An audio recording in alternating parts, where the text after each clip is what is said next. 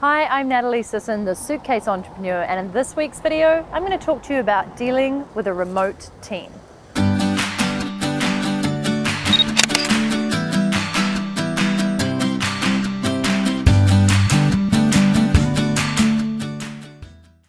I got a great question from Sines, who says, I run Show and Tell Us from Japan, which offers live and online presentation coaching for those wanting to speak at events like TEDx and leave their audience breathless, as well as life coaching. My question is, how do you work with others remotely and not be totally dependent on them if they flake? Which is a totally valid question, and I get it. I've definitely had my ups and downs with hiring people for my team over the past 2 to 3 years.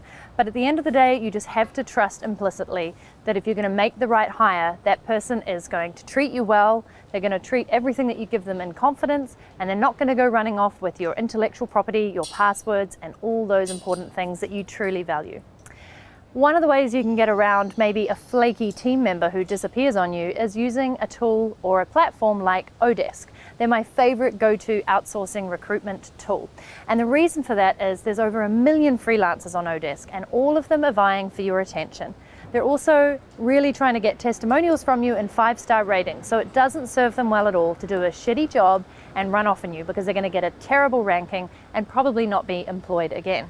The other thing about Odesk, like other platforms, Elance, etc., is they have inbuilt contracts that basically protect you and the freelancer. So anytime you start a contract on Odesk, they actually have a contract that says this person is doing XYZ for you for this amount on this budget.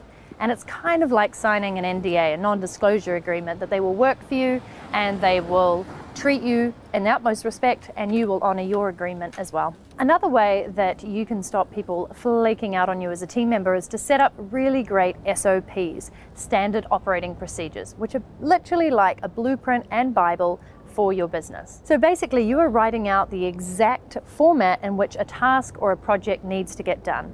Now, I do this by using Google Drive, setting up a Word document, and literally writing out the steps that they need to perform, for example, to publish a blog post or publish a podcast. And the great thing about those SOPs is once they're in place, and yes, they take a little bit of extra time to put into place, but once you have them, any single person that you hire should be able to perform that task exactly as you want it. So in the past, when I've had people who have come on board and then maybe a couple of weeks later they've left for personal reasons, maybe circumstances out of my control, it means that the next hire that I take on should still be able to look at those SOPs and do the exact same job. It saves a lot of time and pain as well for when you're losing great team members.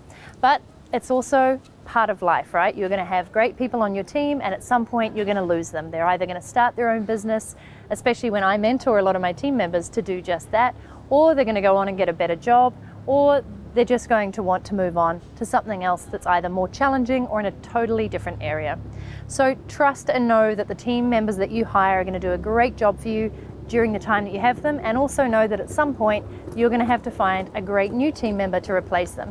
So that's when it comes back to your SOPs and the systems that you have in place.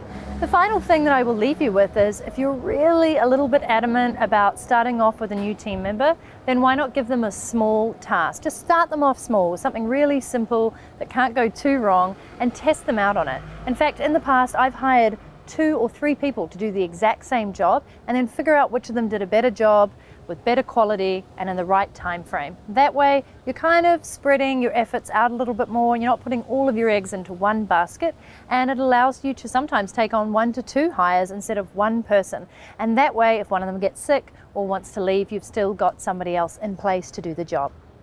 So those are my tips for how I went about building my team, and some of the things that you need to consider when you're hiring a great team and building them. But most importantly, treat your team members with respect, share your vision with them, and they will totally want to help you build an incredible business.